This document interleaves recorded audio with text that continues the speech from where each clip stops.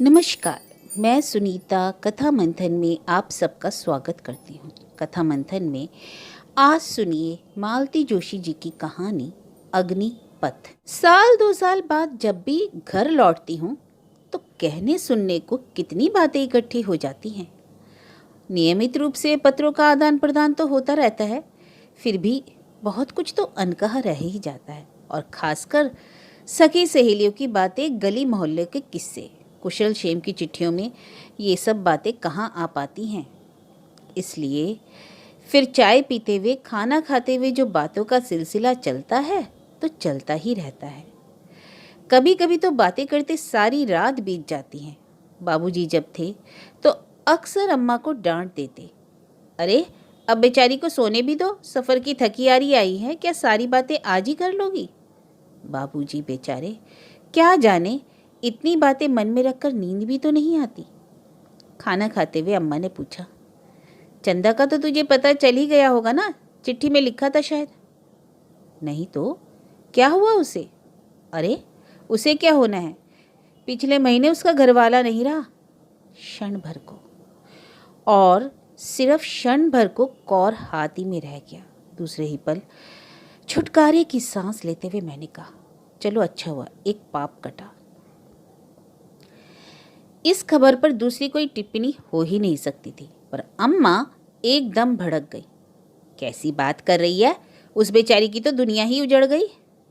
अम्मा, उसकी दुनिया बसी ही खपती जो उजड़ जाती, और बेचारी तो वह तब थी जब वह भला आदमी उसकी जिंदगी को नरक बना रहा था। अब कम से कम चैन से सांस तो ले सकेगी, जी तो सकेगी। मुझे तो खुशी है, उसकी जिंदगी का एक दुखद अध्याय समाप्त हो गया। जैसा भी हो, अरे भाई था तो उसका पति ना, उसके दम पर 4 लोगों के बीच वह सिर उठाकर चल तो सकती थी। यह चुटकी भर सिंदूर ना रहे तो औरत का जीवन राख हो जाता है बिन्नो। पर तुम आजकल की लड़कियां यह सब तो ना समझोगी। मैं कहना चाह रही थी कि इस चुटकी भर सिंदूर के रहते भी चंदा का जीवन राख ही था। अब और राख क्या होगा, पर चुप लगा गई। जब से बाबूजी गई हैं, अम्मा इस मामले में बहुत भावुक हो गई हैं, इसलिए उनका दिल दुखाने की इच्छा नहीं हुई। फिर पूरे दिन चंदा ही मन में चक्कर काटती रही। स्कूल से लेकर कॉलेज तक की सारी बातें याद आती रहीं। हम शैतान लड़कियों का एक ग्रुप था। चंदा हम सब की लीडर थी, क्योंकि वही हम सब में सबसे स्मार्ट, निडर और दिलेर थी। शादी के मंडप में जब उसे घूंघट में दबी दबी देखा तो हम सब की हंसी छूट गई थी। लगा था जैसे चंदा कोई स्वांग कर रही हो। हमारे ग्रुप में सबसे पहली शादी चंदा की ही हुई थी, इसलिए हम सब ने गोपियों की तरह उसके दूल्हे को घेर रखा था।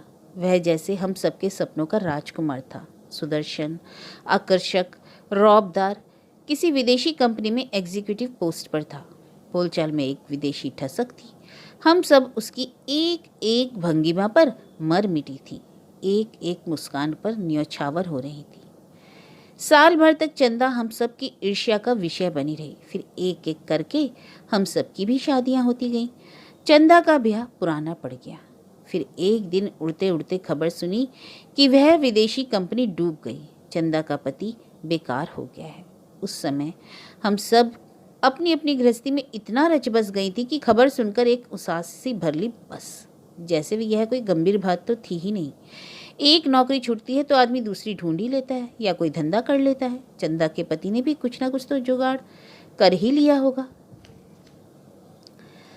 प्रथम प्रसव के समय अम्मा के पास आना जरूरी हो गया था। घर में कोई देखने वाला था नहीं और डॉक्टरों ने काफ़ी डरा भी दिया था।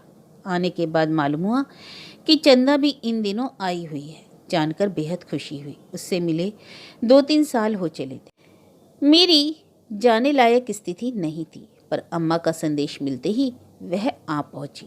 उसे देखा तो मेरी सारी खुशी काफूर हो गई। वह बुझा बुझा सा चेहरा और सूखी सी हंसी, यह चंदा तो पहचानी ही नहीं जा रही थी। मुझे देखते ही उसका चेहरा खिल उठा और वह पुराने आवेग के साथ ही मेरे गले लग गई। जी भरकर भेंट लेने के बाद मैंने उसे अपने पास बिठाते हुए चुहल की, तू ऐसी सूखकर काटा क्यों हो रही है? अरे हमारे जीजा जी कुछ खिलाते पिलाते नहीं क्या?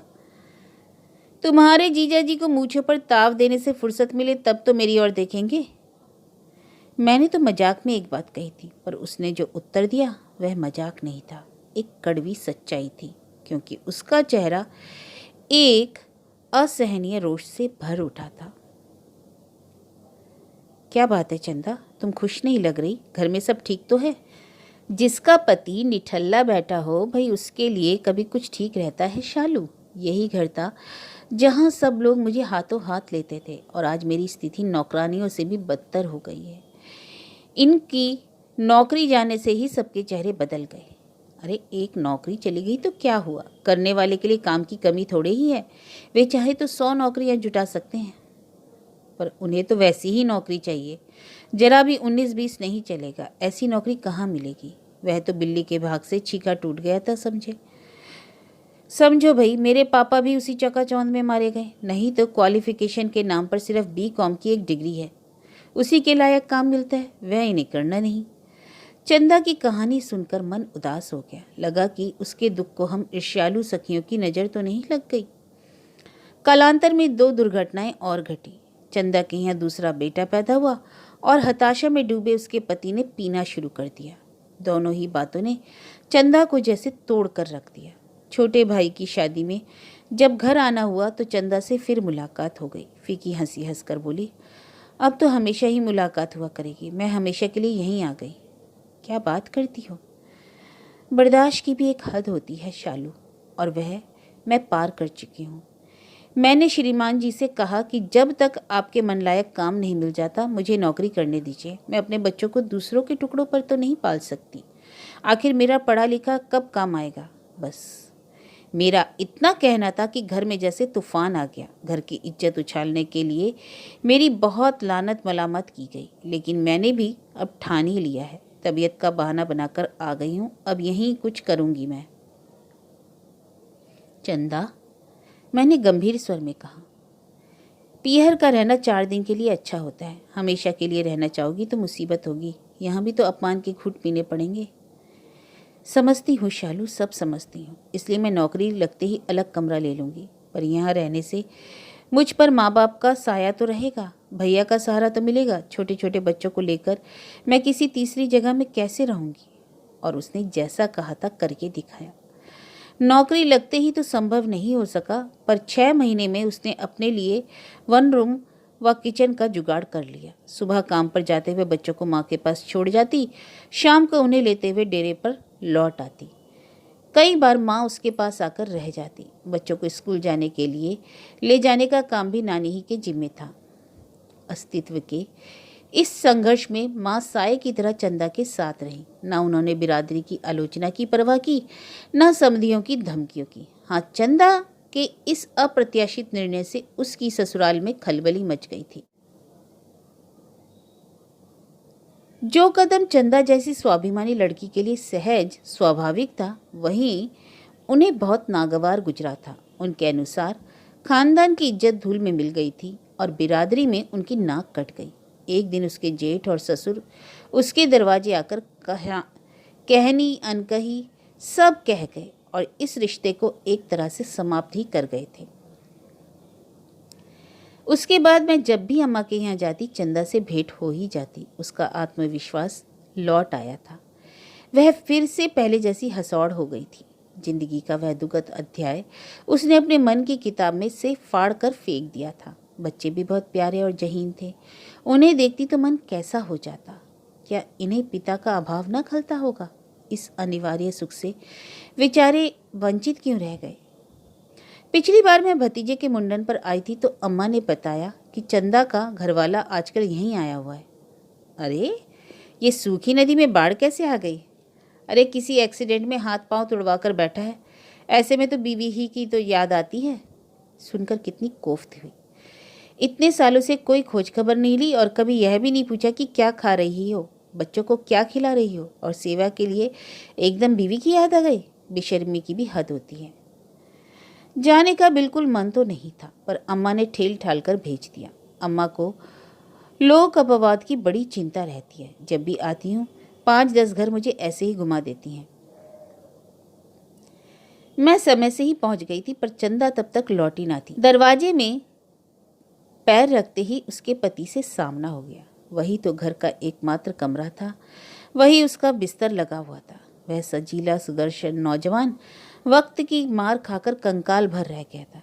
चेहरे पर बेचारगी और काइयापन का अजीब सा मिश्रण था। नमस्ते के जवाब में उसने भीतर से किसी को आवाज़ दी और करवट बदलकर लेट गया, और भीतर से जो निकली वे शायद चंदा की सास थी, क्योंकि जब मैंने अपना परिचय दिया तो बोली, तुम्हारी सहेली को तो घड़ी भर उसके पास बैठने की फुर्सत ही नहीं है, पर मैंने तो 9 महीने पेट में रखा है, मैं इसे लावारिस कैसे छोड़ दूँ? तभी तो इनके दरवाजे पड़ी हूँ। अच्छा हुआ उसी समय चंदा आ गई, नहीं तो मेरा तो वहाँ से भागने का मन हो रहा था। चंदा बेहद थकी और निढाल सी लग रही थी। मेरे पास बैठते हुए बोली, लौटते हुए सब्जी मार्केट उतर जाती हूँ, वहाँ से फिर पैदल ही आना पड़ता है, पस्त हो जाती हूँ एकदम। वह पस्त ही हो गई थी, यह तो नज़र ही आ रहा था, पर मुझे यह भी लगा कि इस बार वह मुझे देखकर खुश नहीं हुई। शायद उसे मेरा आना अच्छा न लगा हो। मेरा भी उस माहौल में दम घुट रहा था। 2-4 औपचारिक बातें करके मैं उठ खड़ी हुई। उसने मुझे रुकने के लिए भी नहीं कहा। दरवाजे तक वह मुझे छोड़ने आई तो मैंने पूछ ही लिया, ये लोग क्या अब यहीं रहेंगे? उत्तर में उसने कहा, शालू, मैं बड़ी खुश थी कि उस नरक से निकल आई हूँ, पर भाग्य को देखो, नरक मेरा पीछा करता हुआ यहाँ तक चला आया। उसकी इस स्पष्टवादिता पर मैं संकोच से भर उठी। फिर भी मैंने पूछा, इतनी सी जगह में तुम लोग कैसे एडजस्ट करते हो? मेरा मतलब है तुम्हारी सास। उन्हें तो मैं चिरौरी करके ले आई हूँ, तभी तो दिन रात एहसान जताती हैं। पर तुम ही बताओ, मैं नौकरी करूँ कि इन्हें देखूँ? कोई 2-4 दिन की तो बात है नहीं, अब जिंदगी भर भुगतना है। मतलब कमर के नीचे का पूरा भाग बेकार हो गया, अब वे कभी अपने पैरों पर खड़े नहीं हो सकेंगे। सुनकर सन्न रह गई। भगवान, जैसे इस खुददार लड़की की परीक्षा लेने पर उतारू थे। मैंने पूछा, एक्सीडेंट हुआ कैसे? नशे में धुत होकर गाड़ी चला रहे थे, बिड़ गए। पहले तो वहीं इलाज होता रहा, पर जब पता चला कि जिंदगी भर के लिए अपाहिज हो गए हैं तो भाई लोग आकर यहीं डाल गए। तब से कोई झांकने भी नहीं आया, ना किसी ने 5 पैसे ही भेजे। मैं बच्चों के मुंह का कौर छीनकर माँ बेटे को पाल रही हूँ, दवाइयों का खर्चा सो अलग। उस भले मानस की मृत्यु की खबर सुनते ही पिछला सारा इतिहास मेरी आंखों के सामने तैर गया। एक बार फिर मुंह से वही निकला, चलो अच्छा हुआ पाप कटा। जिंदगी भर इस बोझ को ढोना क्या उसके बस का था? 3 साल में ही छक्के छूट गए होंगे। दूसरे दिन सारे काम रोककर मैंने चंदा का घर का रुख लिया। अकेले जाने की हिम्मत ही नहीं पड़ रही थी। मातमपुरसी में जाते हुए वैसे ही भी दिल कांपता ही है, यहाँ तो मामला और भी पेचीदा था। भीतर से दुख का जरा भी एहसास ही नहीं हो रहा था, पर दिखावा करते हुए भी डर लग रहा था। चंदा तो मेरा झूठ फौरन ही पकड़ लेगी। अम्मा को साथ लेते भी डर लग रहा था, ये तो वहाँ जाते ही शुरू हो जाएंगी। सामने वाले ने शोक प्रदर्शन में जरा भी कोताही की तो घर आकर उसकी 7 पुश्तों को तार कर देंगी। अपनी हड़बड़ी के समय का मुझे ध्यान ही नहीं रहा। यह तो वहाँ जाकर पता लगा कि मैं जरा जल्दी पहुँच गई हूँ। चंदा भी स्कूल से लौटी नहीं। दरवाज़ा उसकी सास ने ही खोला। मन तो हुआ कि उल्टे ही पैरों लौट जाऊं, पर मुझे देखते ही उन्होंने पंचम में रोना प्रारंभ कर दिया। उनके पुत्र शोक का अपमान करके निकल जाना मुझे अशोभन लगा। उनकी रुलाई का आवेग थोड़ा कम होते ही मैंने पूछ लिया, चंदा कब लौटती है? उनका रोना एकदम थम गया। बोली, अब जब भी आ जाए, कोई टाइम टेबल थोड़े ही है। 1.25 महीना घर में बैठ ली, यही तो बहुत है। एक बार औरत का पैर जो घर से बाहर निकल जाए तो फिर तो भाई चाट सी पड़ जाती है। मुझे उस औरत से एकदम वितृष्णा हो आई। कहाँ तो अभी जार जार रो रही थी और दूसरे ही क्षण ऐसी घिनौनी बातें। एक करारा सा मुंह तोड़ जवाब देने की इच्छा हो रही थी, पर संस्कार आड़े आ गए। फिर भी मैंने इतना तो कह ही दिया, घर से बाहर निकलने का किसी को शौक नहीं होता, मजबूरियां भी तो होती हैं। ऐसी कोई मजबूरी नहीं थी, वे ताव खाकर बोली। जितना वह कमाती है उतना तो हम अपने मुंशी को देते हैं। इसे ही जीत चढ़ी थी। मैके वाले भी ऐसे ही हैं कि बस समझना तो दूर, उल्टे शह देते रहे। नहीं तो क्या घर छोड़कर आने को उसमें हिम्मत थी? अब 4 बर्तन जहाँ होते हैं तो खनकते ही हैं। इस कारण से कोई घर तो नहीं छोड़ देता। अपने दिन खराब चल रहे हैं, थोड़ा सब्र भी करना चाहिए। क्या बताऊं बेटा, इसी गम में उसके ससुर चले गए। इसी दुख से बेटे ने शराब की लत पाल ली। कहते कहते फिर सुबकने लगी। उनका रोना बड़ा करुण था, पर अब मुझे उनसे सहानुभूति तो हो ही नहीं रही थी। मन हुआ कह दूं, अपमान सहने की शक्ति सब में एक सी नहीं होती, पर मैं किसी नए विवाद को शुरू नहीं करना चाहती थी। विषय बदलने के लिए मैंने कहा, आप रुक गई है, अच्छा हुआ, नहीं तो ये लोग एकदम अकेले पड़ जाते। अरे यह सब कहने की बातें हैं, यहाँ किसी को मेरी ज़रूरत नहीं है, और मुझे ही यहाँ कौन सा अच्छा लग रहा है। जिसके लिए आई थी वह तो चला गया, अब मेरे लिए यहाँ क्या रखा है। पर जो चला गया उसके नाम से साल भर मंदिर में दिया जलाना है। यहाँ तो किसी को फुर्सत नहीं है, और बच्चे भी ऐसे निर्मोही हैं कि बस। बाप अब जिंदा था तब भी उसके पास नहीं फटकते थे, अब मरे हुए को क्या याद करेंगे, और क्यों करेंगे। मैंने सोचा, बाप ने उनके लिए क्या किया है। उनके जीवन में सिर्फ अभाव और अपमान ही तो बोया है। अपनी याददाश्त में उन्होंने बाप को सिर्फ खाट पर पसरे ही देखा है, और सुने हैं उसके ताने उल्हाने। उसकी तुलना में अस्तित्व के लिए जूझती माँ उन्हें ज़्यादा अपनी लगी ही हो तो आश्चर्य की बात क्या है। बच्चे फैसला करने में बड़े माहिर होते हैं, उनके निर्णय कभी गलत भी नहीं होते। पर ये सारी बातें उस जटिल औरत की समझ से परे थी। वे केवल अपने ही दुख को बड़ा करके देख रही थी, सबकी सहानुभूति बटोरना चाह रही थी।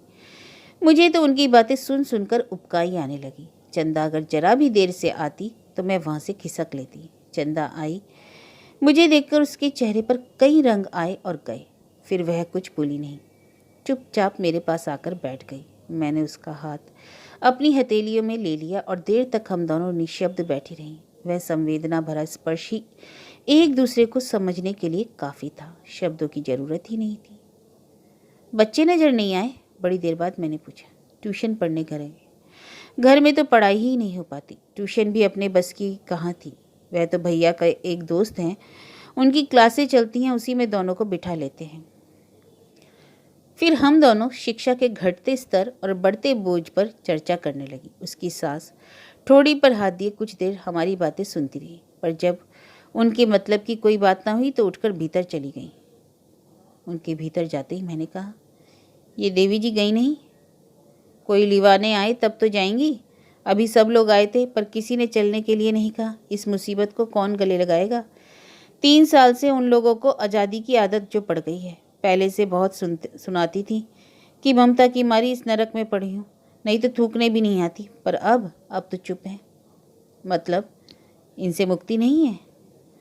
बनी रहे, मुझे तो आदत हो गई है, और उन पर दया भी आती है। इस उम्र में उन्हें यह दुख भोगना पड़ा। यहाँ रहेंगी तो मेरे बच्चों के सिर पर साया तो रहेगा, उस घर से थोड़ा जुड़ाव बना रहेगा। चंदा कुछ रुक कर बोली, लेकिन ढंग से रहती भी तो नहीं। दिन रात बच्चों के मन में जहर बोती रहती हैं। मेरा पहनना ओढ़ना उन्हें पहले भी नागवार गुजरता था। मैं रोटी की तलाश में बाहर भटकती थी और वे अपने बेटे के कान भरती थी, उसे रात दिन कोचती थी। अच्छा, चाय पियोगी? प्रस्ताव इतना आकस्मिक था कि मैं कुछ उत्तर ना दे पाई। उसने मेरे उत्तर की प्रतीक्षा नहीं की और उठकर चाय बनाने चल दी। मैं भी साथ साथ ही चल पड़ी, पर दरवाजे में ही ठिठक गई, क्योंकि उसकी सास कह रही थी, तेरी सहेली क्या चाय पीने आई है या सापा करने? मैं संकोच से भर उठी। मन हुआ उल्टे पैर लौट जाऊं, पर फिर मुझ में और चंदा की सास में फ़र्क क्या रहा। मैं वैसे ही वहीं खड़ी रह गई। चंदा ने इत्मीनान से गैस जलाकर चाय का पानी चढ़ाया और सास से बोली, चाय मैं अपने लिए बना रही हूँ, दिन भर मगजमारी करके आई हूँ, 1 कप चाय पर तो मेरा हक बनता है। शालू बैठी थी, इसलिए उससे पूछ लिया, आप पीना चाहें तो आपके लिए भी बन जाएगी। उत्तर में उन्होंने सुबकना प्रारंभ कर दिया, अरे करम जली, कभी तो उस अभागे के लिए 2 आंसू ढलका लिया कर, बेचारे की आत्मा कलपती होगी। आत्मा तो अम्मा मेरी भी बहुत कल्पी है, और आंसू मैंने पहले ही बहुत बहा दिए। अब मेरा मन और आंखें दोनों रीत गए हैं। अब मुझे कुछ नहीं व्यापता। लो, ये लो अपनी चाय पकड़ो। वे एकदम फट पड़ी। ऐसे लक्षण है तभी तो भरी जवानी में सुहाग उजड़ गया, भगवान सब देखते हैं।